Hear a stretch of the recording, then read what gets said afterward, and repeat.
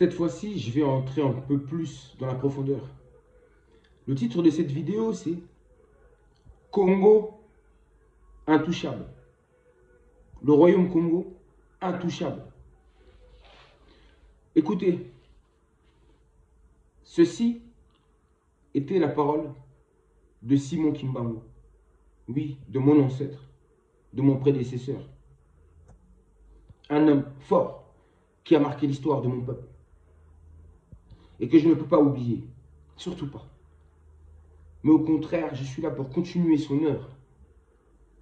Oui, continuer son œuvre. Il disait ceci. Vous ne savez pas encore ce que c'est qu'une guerre spirituelle.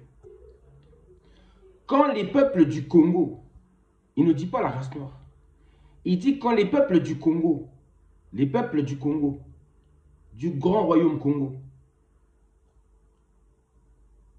écoutez bien, quand les peuples du Congo commenceront à se libérer, un pays qui osera attaquer le Congo sera englouti sous les eaux. Un pays qui osera. C'est-à-dire, peu importe le pays qui osera sera englouti sous les eaux. Et je le répète encore, actuellement, il y a beaucoup de pays qui sont engloutis sous les eaux. Et ça, c'est une preuve que ce sont ces pays qui s'attaquent actuellement au Congo. Raison pour laquelle ces choses-là arrivent. Et les inondations, ces déluges-là, ces engloutissements sous les eaux, ne touchent pas que des pays occidentaux. Ça touche aussi des pays de l'Afrique noire. Et ce n'est pas un hasard. C'est parce que sûrement, ces pays noirs-là complotent contre le Congo. Car le Congo est tellement si convoité par ses richesses et ses ressources naturelles. Raison pour laquelle toutes ces choses-là se déroulent actuellement. Sa prophétie était merveilleuse. Vous ne savez pas encore ce que c'est qu'une guerre spirituelle. Quand les peuples du Congo commenceront à se libérer, un pays qui osera attaquer le Congo sera englouti sous les eaux. Sûrement qu'en ce moment, ils sont en train de vous faire du mal au Congo. On le sait déjà. Mais actuellement, je pense que on est vraiment en train de faire beaucoup du mal au peuple Congo. Et raison pour laquelle il y a ces déluges, ces inondations et toutes ces catastrophes naturelles actuellement. Pourquoi? Parce qu'il dit ceci par la suite.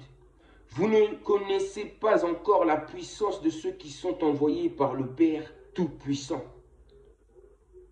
Vous ne connaissez pas encore la puissance de ceux qui sont envoyés par le Père Tout-Puissant. Donc c'est-à-dire qu'actuellement, il y a des envoyés de Dieu le Père Tout-Puissant actuellement parmi vous. Bref, une parenthèse. Ensuite, il dit ceci. À quoi sert-il à l'homme de s'attaquer à Dieu si le jour de sa mort, même s'il avait beaucoup de biens matériels, il n'a même pas le temps d'arranger son doigt. Il n'a même pas le temps. Et la mort l'a déjà emporté. Vous ne savez pas de quoi est faite votre vie et pourquoi vous vivez. Car exister physiquement, c'est apparaître comme presque rien. Pourquoi tuer votre prochain et espérer rester en vie? Et pour combien de temps? Écoutez bien, Dieu n'est pas le temps, ni l'espace. Il est un tout, dans le tout. Pour finir, il dit ceci, dans sa prophétie. Il en a fait beaucoup. La génération du Congo perdra tout. Elle sera embrouillée par des enseignements et des principes moraux pervers du monde européen. Il sera embrouillé par des enseignements et des principes moraux. Les enseignements, ils parlent de quoi? Ils parlent des enseignements religieux. Ils parlent de la Bible, du Coran, etc. Des religions qui nous ont été importées. Ces livres qu'on nous a apportés par la force. La génération du Congo perdra tout. Elle sera embrouillée par des enseignements et des principes moraux pervers du monde européen. Ces quelques principes pervers moraux, non, ces quelques principes moraux pervers que l'on retrouve parfois dans la Bible. Je vous le dis. Et ensuite, il dit ceci, la génération du Congo ne sera plus les principes moraux de ses ancêtres. Ça veut dire que ses ancêtres, eux, leurs principes moraux n'étaient pas pervers. Je le dis, nos ancêtres étaient bons. C'était des sages. Ils avaient la connaissance. C'était des saints. Ils vivaient dans la justice, dans l'harmonie. Ils avaient la connaissance et la crainte. Ils vivaient dans la crainte du Tout-Puissant, de Dieu. C'était des gens justes. Il n'y avait pas la violence. Il n'y avait pas la notion de guerre. Il n'y avait pas tout ça. Parce qu'il le dit bien. Elle ne saura plus les principes moraux de ses ancêtres, mais suivra des principes moraux pervers du monde européen, ainsi que leurs enseignements. Les Noirs sont embrouillés par les enseignements des Occidentaux, du monde européen. Leurs religions vous ont complètement embrouillé le cerveau. Vous êtes perdus à cause de ça. Ensuite, Kimbangu avait dit une chose. Excusez-moi. Il avait dit ceci aussi. Continuez à lire la Bible. À travers ses écrits, vous arriverez à discerner les actes de ceux qui sont venus vous apporter ce livre et les principes moraux contenus dans ce livre. Les principes moraux contenus dans ce livre et qui ne correspondent pas souvent aux principes moraux de nos ancêtres.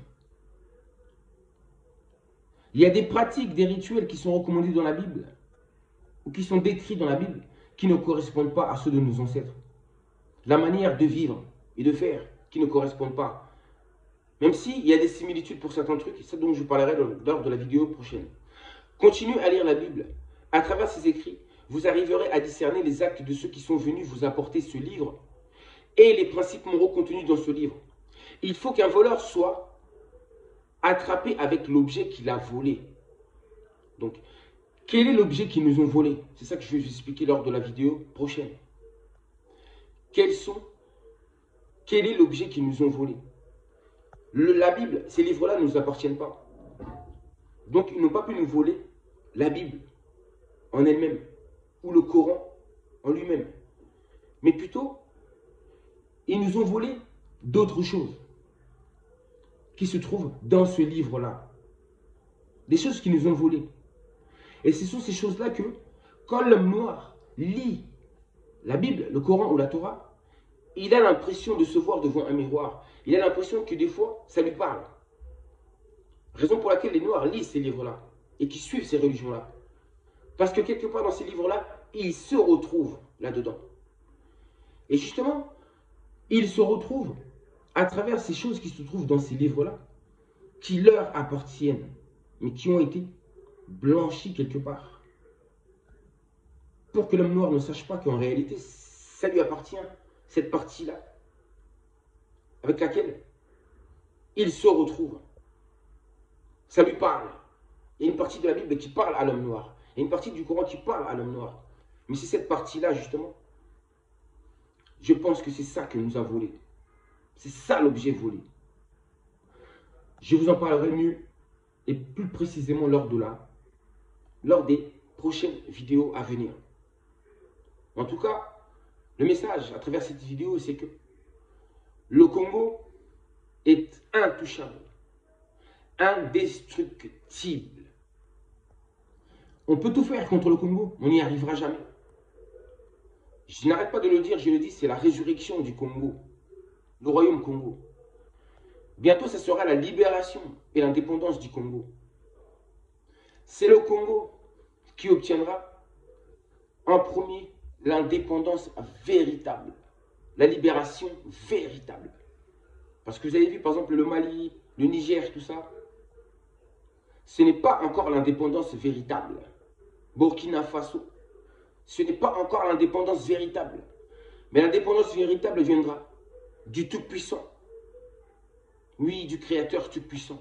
Celui qui est le tout dans le tout. Ça viendra de lui. La véritable indépendance et libération de l'Afrique, la terre des Noirs. Ça viendra de Dieu. Vous allez essayer, vous les hommes. Mais c'est lui qui va l'accorder. Et à sa manière. Ça, j'en suis sûr. Quand j'observais le monde, j'en suis sûr. Quand je lis ces prophéties tellement précises, je sais qu'il en soit ainsi.